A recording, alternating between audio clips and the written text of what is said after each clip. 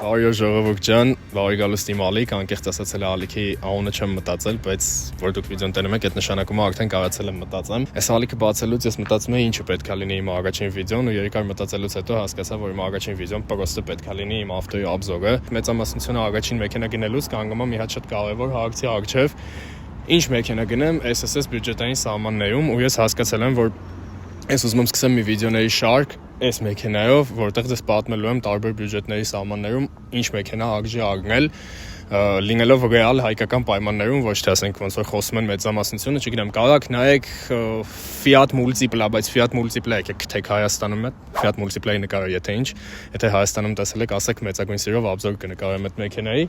Կարճ ասած որոշեցի խոսամ իմ մեքենայի մասին, որը կարող է դուք գնել մոտավորապես 15-ից 20,000 դոլարի սահմաններում, կարող եք ավելի էժան, կարող եք ավելի թանկ, շուկան շատ անհասկանալի բան է, ամեն ինչ հնարավոր է։ Սպասենք թող Toyota-ի շոֆերն անցնի։ Մաքսի, ես այսօր փորձելու եմ ձեզ բացատրեմ ինչի է այս մեքենան իր բյուջետի սահմաններում ամենալավ տարբերակը։ Սա հիմա սիրուն մոնտաժ ալնելու հավանաբար։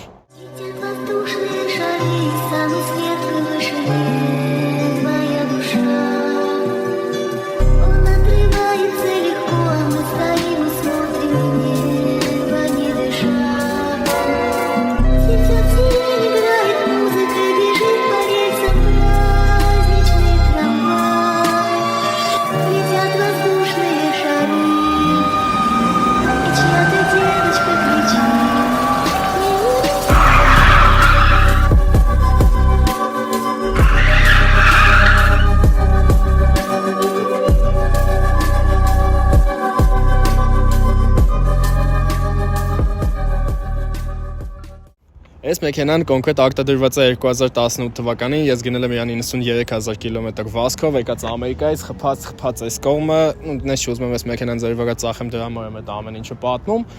ամեն դեպքում։ Ինչն է այս մեքենայի հիմնական առանձնահատկությունը, ինչ որ դուք չեք կարող գտնեք իր կոնկուրենտների մեջ, այդ 3 լիտր twin turbo շարժիչն է։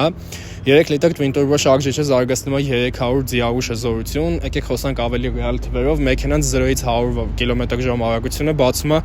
մոտավորապես 5 վայրկյանում, 5.2-ից 5.5, 5.6, կախված ինչ պայմաններում ենք գազ տալիս, ինչ պայմաններում ենք չափում անում 100-ից 200 գնում է այս թվում, կվոտորը գնում է մոտավորապես այս թվում։ Ես հստակ ասում եմ, այս բյուջետում, այս տարիքի սենց գնացող մեքենա գտնելը անհնար է։ Դուք միանգամից ինձ կասեք, կա F30, կա 205 C-class,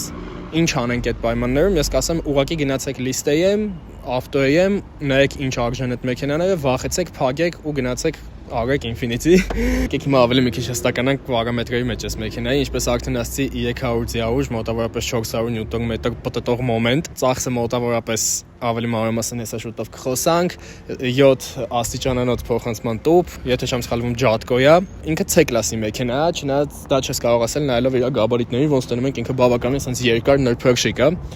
Իր երկարությունը մոտավորապես 4.8 մետր է։ Լայնությունն էլ 1.82 սանտիմետր է։ Այս մեքենան իր C-class-ում ամենամեծ մեքենան է, թե իր սերնդի, թե արդեն եկած սերնդի, այսինքն G20-ի 206 Mercedes-ի հետ համեմատած։ Նաև այդ բերում է նրան, որ մեքենան բավականին պրակտիկ է իր կլասում, ինչպես եւ ցանկացած իրան հարգող Nissan, ինքը ունի բավականին մեծ սրահ, ինքը ունի բավականին մեծ բագաժնիկ, որը հեսա մի փոքր ավելի կոնկրետ, ավելի մանրամասն կնայենք ու կծանոթանանք։ Այս մեքենան սկսել է արտադրվել 2013 թվականին ու հետաքրքիրն է, որ արտադրվել է մինչև 2024 թվական, այտենց բան տեսնել ժամանակակից մեքենաշինության մեջ բավականին դժվար է։ Այսինքն մոտավորապես նույն տարիներին հայտնված F30-ը 2019 թվականին է գնացել, 205 կուզովը մոտավորապես նույն թվականներին է գնացել ու ինքը հասցրել է, այսինքն կոնկուրենտ լինի թե F30-ին, թե G20-ին, ինչը բավականին զավեշտալի է իմ համար։ Այս մեքենան լինում է կամ հետևի քաշող, կամ 4 քաշող, այս տարբերակը հետևի քաշողն է, որովհետև ես պրինցիպալ նայում եմ ինձ մեքենա, որը լինելու է անպայման հետևի քաշող։ Ասում ես Մեքենայի պոտենցիալի մասին, մեքենան քանզի twin turbo է, այսինքն մինչև stage 2 մենք իրան կարող ենք հասցնել մոտավորապես 500-510 ծիավժի, դրանից այն կողմը արդեն բարձրանալը մի քիչ իրատեսական չի, արդեն պետք է stage 3 անել, turbo-ները փոխել կամ երկու փոքր ավելի մեծ turbo դնել կամ ինչ-որ մի հատ մեծ turbo դնել։ Ինչ ունենք մենք այս դեպքում, ինչի հենց իմինը 2 turbo ու ինչի իմ համար իրականում դա բավականին մեծ պլյուս։ 2 turbo-ն մեզ տալիս է քաղաքում շատ ավելի ճկուն դինամիկա։ Եթե տեսնենք նույն օրինակ շատ բոլորի կողմից սիրված B58 շարժիչը Իրան պետք է մոտավորապես 3.5-ից 4000 ապարոտ, որ մեքենան սկսի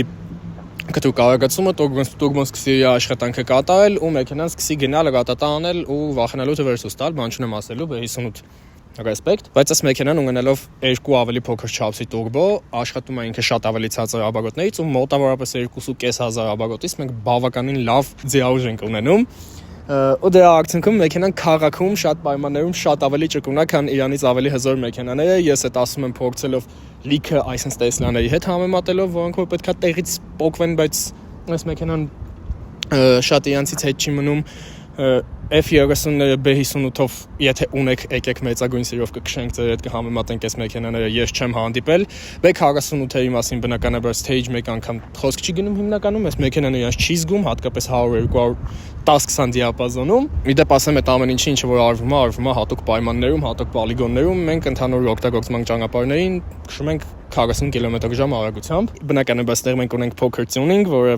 մի քիչ ավելի է մեքենային ագրեսիվ տեսք տվել։ Մեքենան ունի նաև red sport կատարում, որը ունենում է 400 ձիավժ ու տեսք, որը ստեղ էկրանին ես միտեղ կդնեմ։ Ու այս մեքենան ունի մի հատ շատ կարևոր հանգամանք, այդ հետաքրքրությունը կայանում է նրանում, որ Երևանում այս մեքենայից շատ դժվար է գտնել, ինչը ստեղծում է մի հատ հետաքրքիր էֆեկտ, մեծամասամբ մարդիկ չեն հասկանում դուք այս մեքենան ինչ գումարով եք գնել, ու դա հանգեցնում է նրան, որ շատ հաճախ, երբ որ ես հարցրել եմ անգամ ոլորտում բավականին գիտելիքներ ունեցող մարդկանց, այդ մարդիկ ասել են, որ այս մեքենան արժի $25,000 անգամ $35,000, չպատկերացնելով, որ այս մեքենան իրականում բավականին ավելի էժան է։ Դրա մասին խոսեցինք։ Ռաֆու էլ ինչ ունեմ ասելու։ Չունեմ, չէ՞, դու չես էլ լսում երևի ես ցածր եմ ես խոսում։ Լսում եմ, բայց չգիտեմ, ինչ կարա։ Դու ինչ կասես այս ավտոյի մասին։ Ինչ կարա ասելու ասի։ Հա։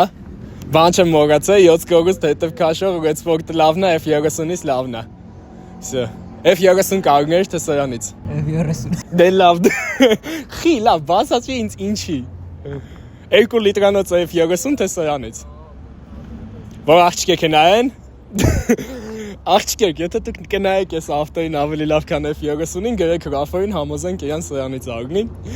Կամ F30 արգնի համեմատական test drive նկարենք։ Հիմա եկեք գնանք մեքենայի բագաժնիկի մոտ, խոսանք մեքենայի պրակտիկության մասին, որից հետո արդեն խոսանք մեքենայի սրահի ու նրա մասին, թե ոնց է ինքը գնում։ Նախ գնայեք մեքենան չեմ հարմար ասել Լևոն, որովհետև Երևանում եղանակը հիմա շատ իդեալական է։ Անդրադառնալով մեր բագաժնիկին, կարող եմ ասեմ, որ մեքենան մինա էքստերում քիչ կեղտոտա։ Մեքենայի բագաժնիկը մոտավորապես 500 լիտր է։ Այդ իրան դարձնում ամենամեծ բագաժնիկներից մեկը կլասում, Audi-ի հետ չեմ կարող համեմատեմ, եթե չեմ սխալվում, Audi-ը կարող է մի փոքր ավելի մեծ լինի, որովհետև Audi-ն էլ է բավականին մեծ։ Ու առհասարակ ստեղ ուզում եի խոսել մի երկու բառով մեքենայի պրակտիկության մասին, ինչպես արդեն ասացի, մեքենայի սրահն է բավականին մեծ, դրա հետ մեկտեղ մեքենայի կոմֆորտի աստիճանը շատ բարձր է համեմատած մնացած C-կլասի մեքենաներին։ Ձայնամեկուսացումը մեքենայի լավն է ու որպես αγորյա մեքենա 3 լիտրանոց twin turbo շարժիչի համար իր ծախսը այդքան էլ շատ չի։ Միջինում ես ստանում եմ մոտավորապես 15-16 լիտր ծախս իմ ագրեսիվ խասյաթով։ Երբ որ ես մեքենան օրինակ արել եմ, ինձ առաջ քշել է բավականին հանգիստ քշող մարդ, իր ծախսը եղել է 11-2 լիտր։ Ես գիտեմ, որ մեքենան տրասայում օրինակ իմ դեպքում ծախսել է մինչև 4.9 լիտր մեր Սևանի մայրուղու վրա։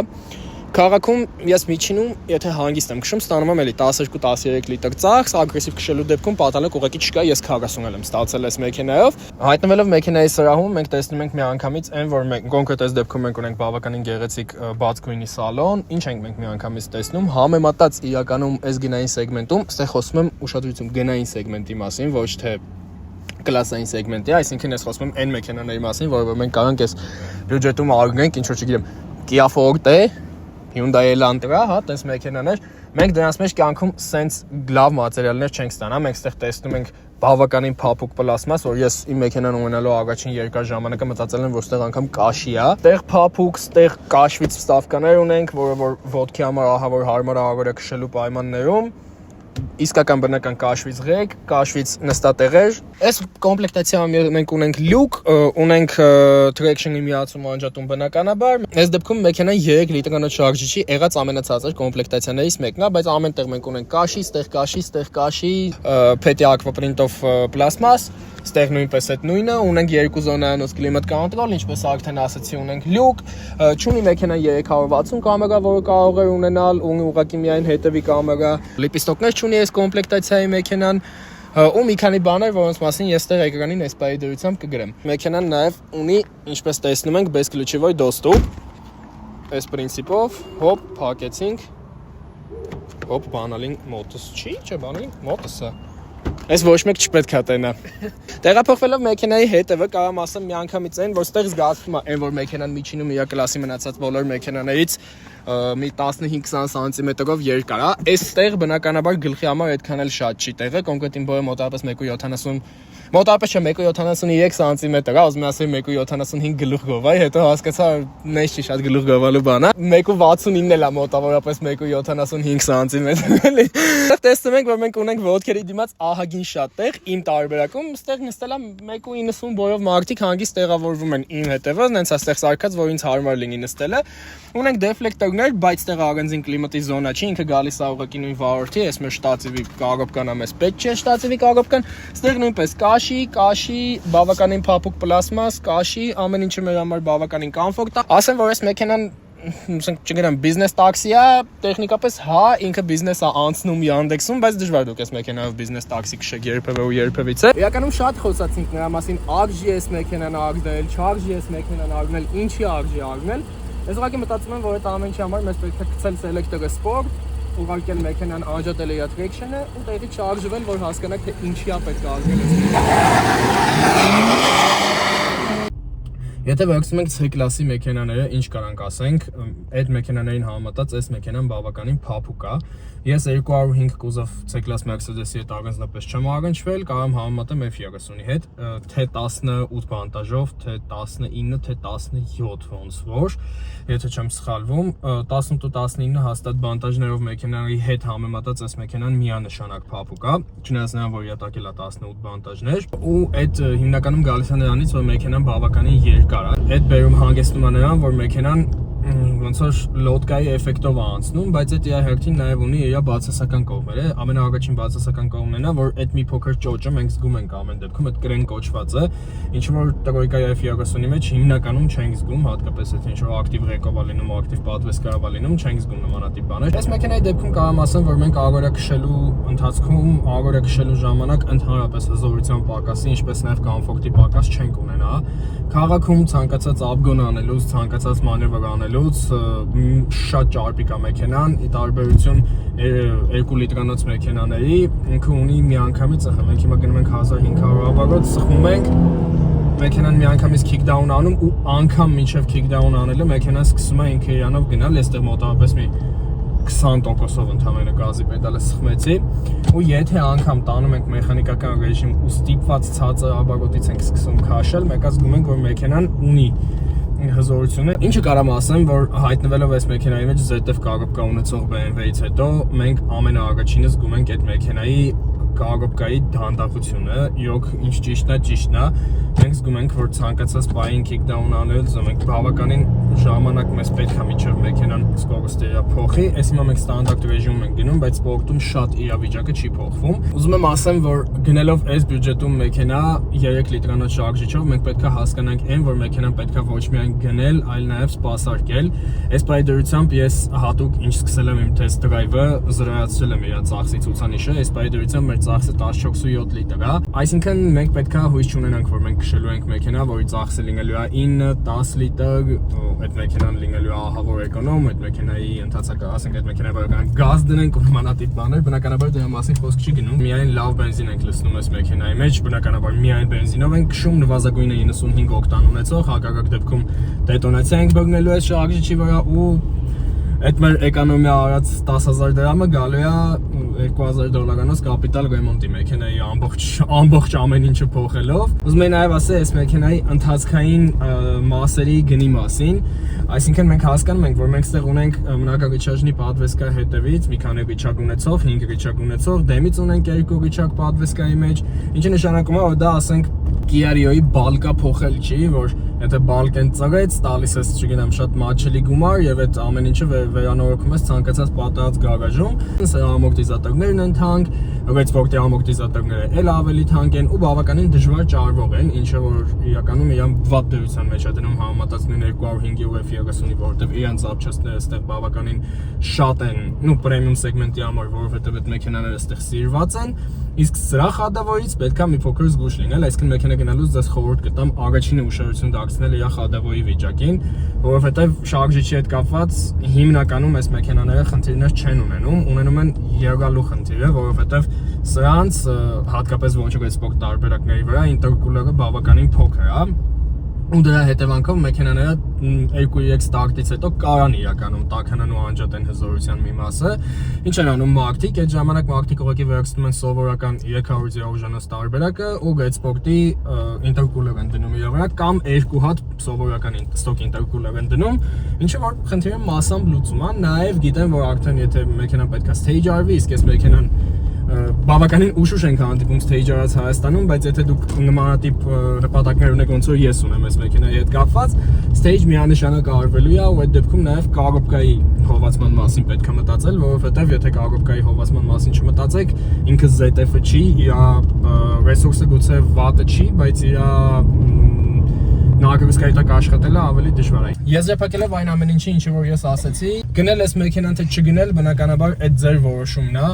Եթե դուք ուզում եք մեքենա, որը ձեզ չի հիասթափեցնի բավականին մեծ հավանականությամբ, ուրեմն կարող եք մտածել Infiniti Q50-ի մասին, բայց ամեն ինչը այս աշխարհում ինդիվիդուալ է, գնացեք, նստեք, քշեք այս մեքենան, հասկացեք արդյոք ինքը ձեզ համապատասխանում է թե չի համապատասխանում, որից հետո արդեն կայացրեք ձեր որոշումը։ Իսկ ես կլինեմ միշտ ձեր համար ստեղ, որ փորձեմ ձեզ պատմեմ ամենահետաքրքիր մեքենաների մասին, արդյոք արժե այդ մեքենան գնել, արդյոք չարժե այդ մեքենան գնել եւ ամենակարևորը ինչու։ Շատ եմ սիրում ես այս 204-երի ձայնը վիխլպի։